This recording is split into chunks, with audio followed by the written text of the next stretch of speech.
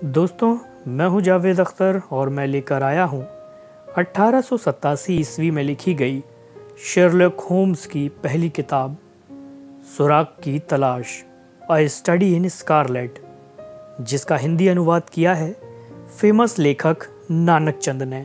तो आइए सुनते हैं। शर्लॉक होम्स विश्व साहित्य के अमर चरित्रों में से एक है। होम्स एक काल्पनिक पात्र था, परंतु उसका जादू जनमानस में ऐसा चला कि वह एक हकीकत बन गया। साहित्य में ऐसे बहुत कम चरित्र हैं जिन्हें अपने रचनाकार से भी ज़्यादा लोकप्रियता मिली, और शर्लॉक होम्स उनमें से एक हैं। अपने रचनाकाल के दौरान उसकी लोकप्रियता समय और स्थान की सीमा को पार कर चुकी थी। पाठक उसे असली और जीता जागता व्यक्ति मानते थे और अपने केस सुलझाने के लिए 221 बी बेकर स्ट्रीट के पते पर पत्र लिखा करते थे।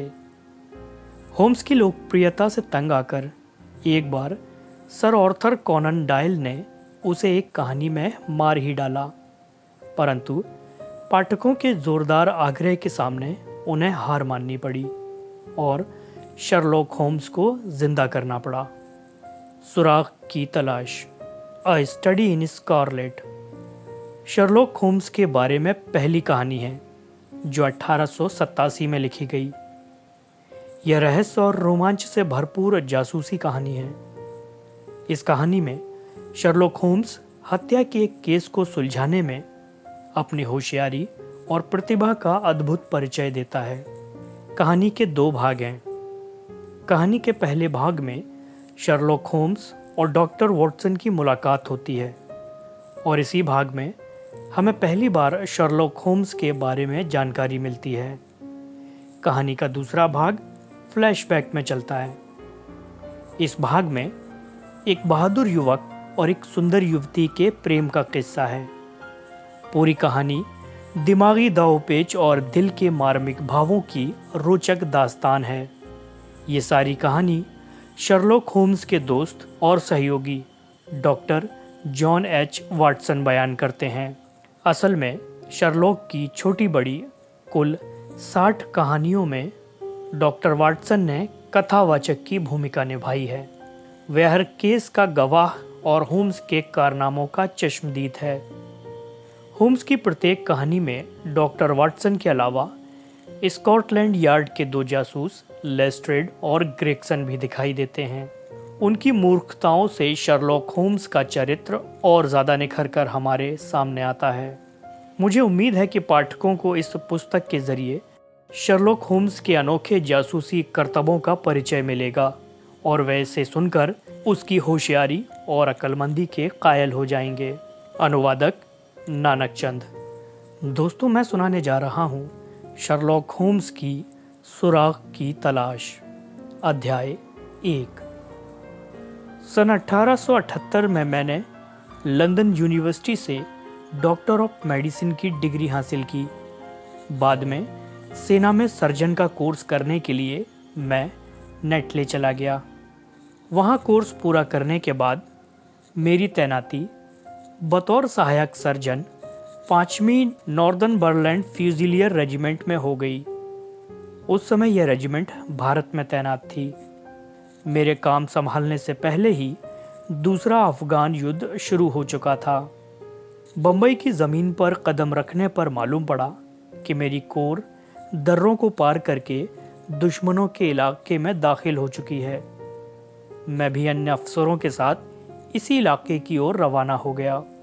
हम सभी सही सलामत कंधार पहुंचने में कामयाब हो गए। मैं रेजिमेंट से जा मिला और फौरन अपने नए काम को संभाल लिया। इस अभियान से बहुतों की झोली में तमगे और तरक्कियां आईं, पर मेरे हिस्से में आईं सिर्फ तकलीफ़ें और मुसीबतें। मुझे ब्रिगेड से हटाकर बर्कशायर के साथ तैनात कर दिया गया। तैनाती के दौरान मैंने माइवोंड की भयंकर लड़ाई में हिस्सा लिया। लड़ाई में एक गोली मेरे कंधे की हड्डी को चीरकर गले को छूती हुई निकल गई। अगर मेरे अर्दली मोरे ने हिम्मत ना दिखाई होती तो शायद मैं जल्लाद गाजियों के हाथ पड़ जाता। उसने मुझे सामान लदे एक घोड़े की पीठ पर लाद दिया और सही सलामत ब्रिटिश छावनी तक लाने में कामयाब हो गया। लगातार मुसीबतों की मार झेलते झेलते मैं बेहद कमज़ोर और बेहाल हो चुका था। मुझे बहुत से दूसरे घायलों के साथ पेशावर के बेस अस्पताल में भर्ती कराया गया। यहाँ मेरी हालत में कुछ सुधार आया। अब मैं अपना वक्त वार्डों में चहलकदमी करके और बरामदों में धूप सेकने में बिताने लगा। इसी बीच मुझे मलेरिया ने आ घेरा। शायद यह भारत पर कब्जे के बदले मिला उपहार था।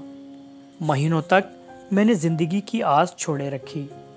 आखिरकार स्वास्थ्य कुछ संभलने में आया, पर कमजोरी और दुर्बलता को देखकर मेडिकल बोर्ड ने सलाह दी कि बिना एक भी पल गंवाए मुझे इंग्लैंड भेज दिया जाए। नौसेना के एक जहाज से मुझे रवाना कर दिया गया। 1 महीने की समुद्री यात्रा के बाद जब जहाज पोर्ट्समाउथ बंदरगाह पहुंचा तो मेरा स्वास्थ्य बुरी तरह खराब हो चुका था। सरकार ने आराम करने के लिहाज से मेरी 9 महीने की छुट्टियां मंजूर कर दी।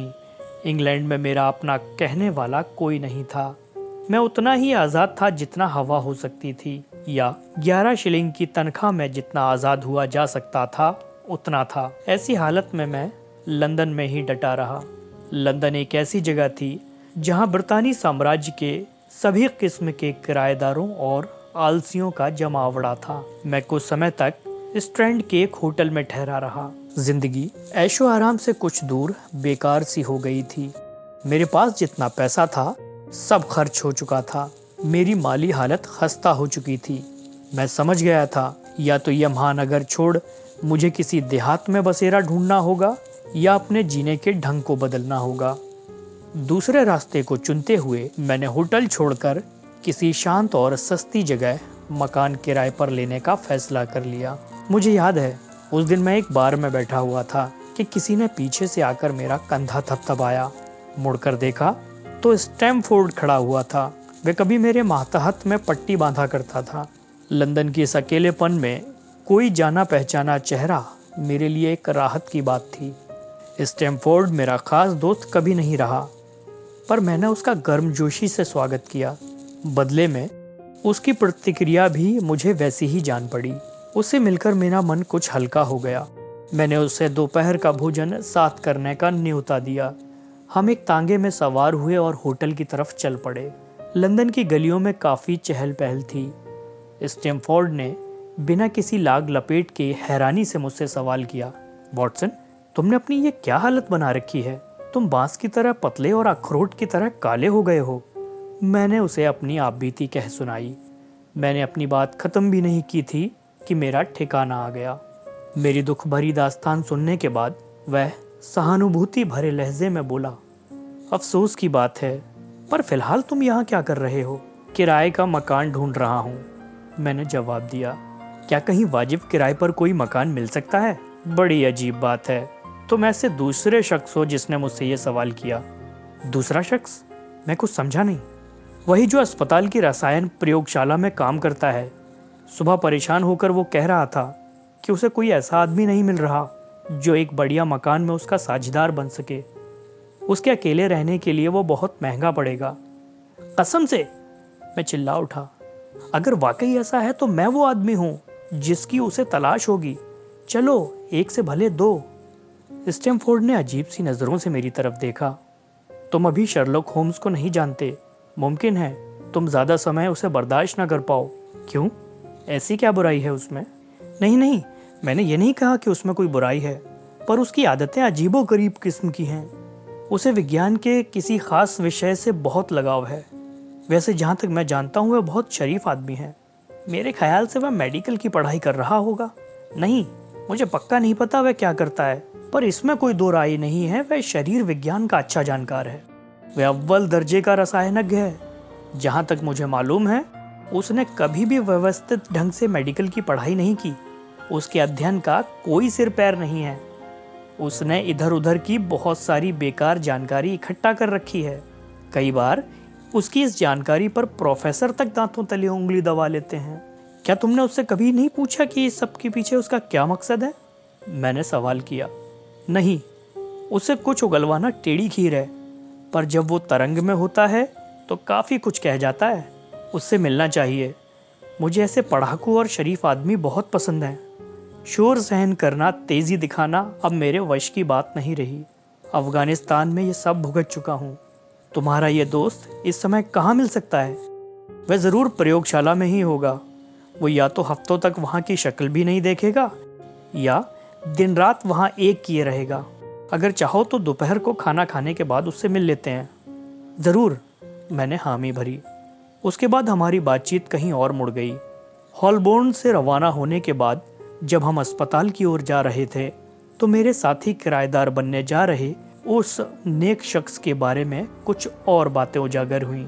स्टैमफोर्ड बोला, अगर तुम उससे पटरी ना बैठा सके तो मुझे दोष मत देना। प्रयोगशाला में कभी कभार होने वाली मुलाकात से ज़्यादा उसके बारे में मैं कुछ नहीं जानता। तुम्हारे कहने पर मैं साथ चल रहा हूँ, वरना अगर पटरी नहीं बैठी तो हम उसी वक्त अलग अलग हो जाएंगे।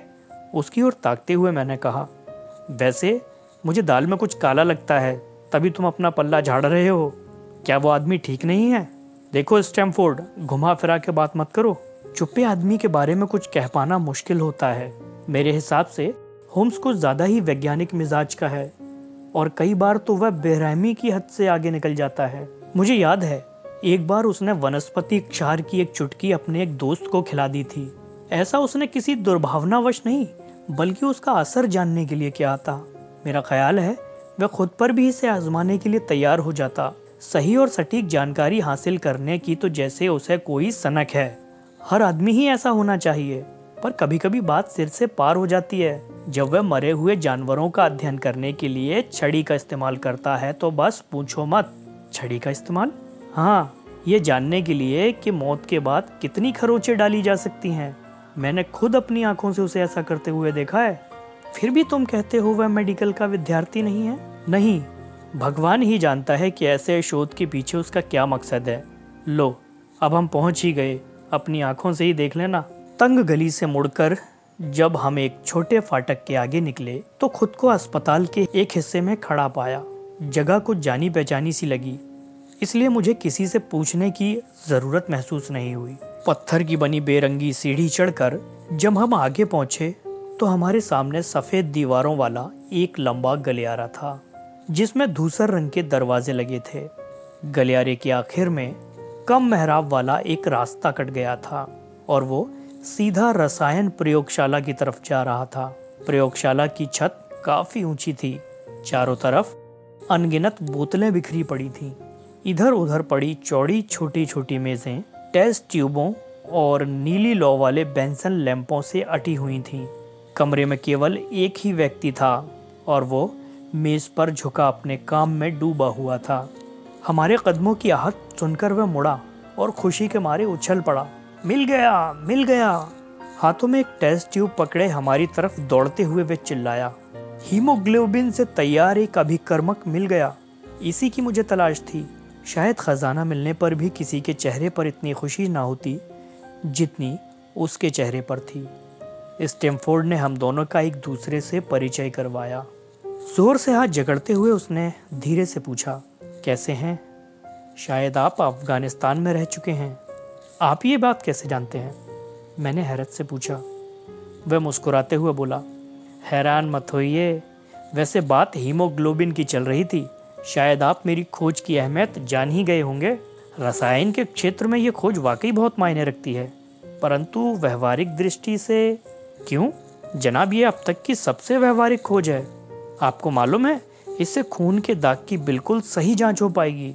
यहाँ आइए। उतावला होकर वो मेरी बाजू पकड़कर मेज की तरफ खींचने लगा। पहले थोड़ा सा खून लेते हैं। ऐसा कहकर उसने अपनी उंगली में एक सुआ चुभाया और पाइप में खून की कुछ बूंदें निकाल ली। अब मैं इस खून को 1 लीटर पानी में मिलाता हूँ। आप देखेंगे कि जो मिश्रण तैयार होगा वह शुद्ध पानी की तरह होगा। लाखों व्यक्तियों में से किसी किसी का खून आपस में मिलता है। ऐसा कहकर उसने घोल भरे जार में सफ़ेद क्रिस्टल से डाले और एक पारदर्शी द्रव्य मिलाया। एक ही पल में घोल उदासीन रंग में बदल गया और जार के तल में भूरे रंग की धूल जम गई।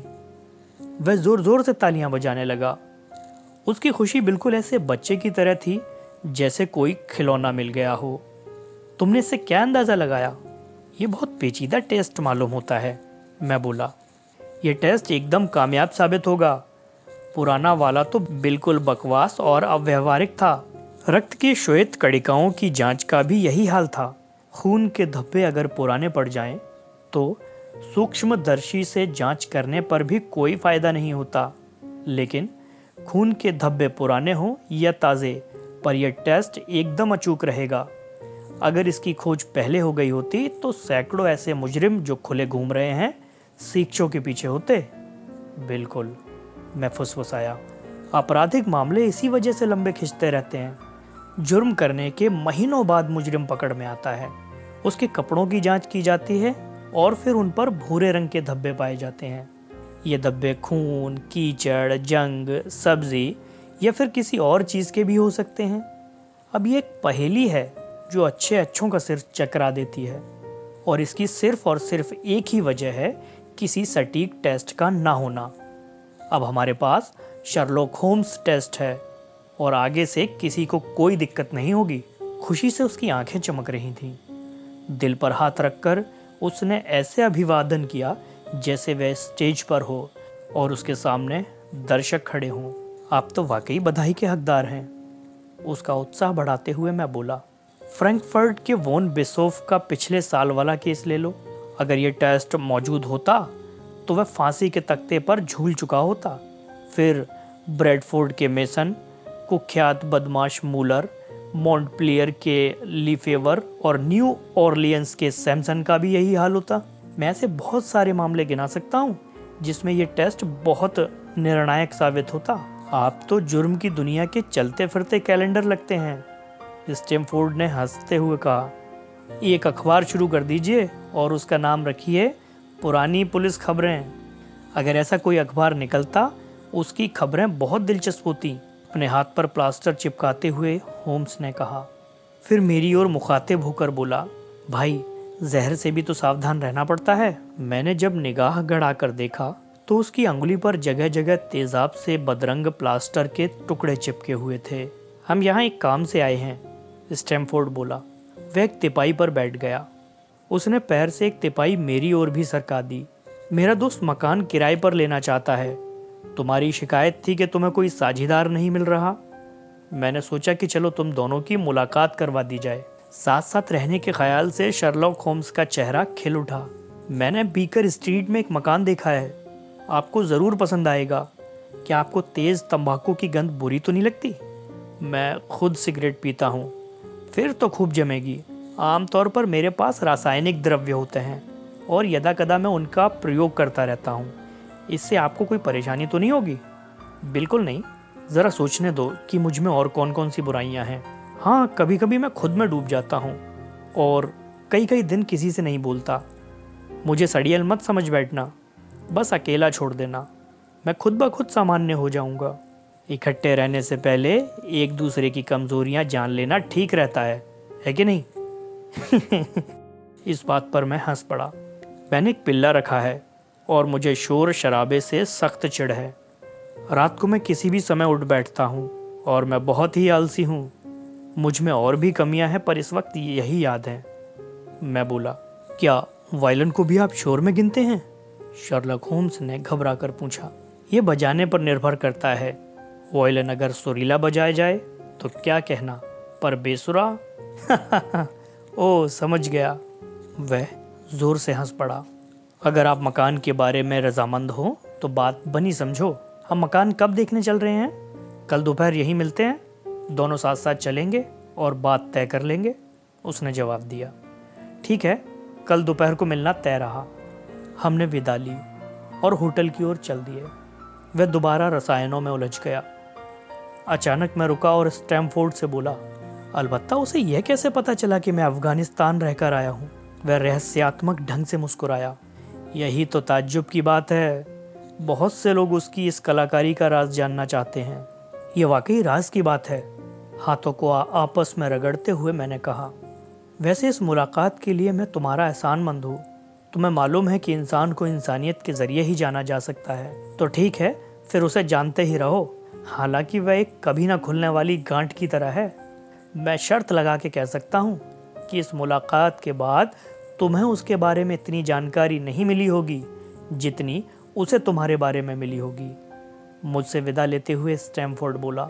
अपने नए साथी किराएदार के बारे में सोचते हुए मैं उठ। अगले एपिसोड को सुनने के लिए चैनल को सब्सक्राइब करना मत भूलिए। धन्यवाद।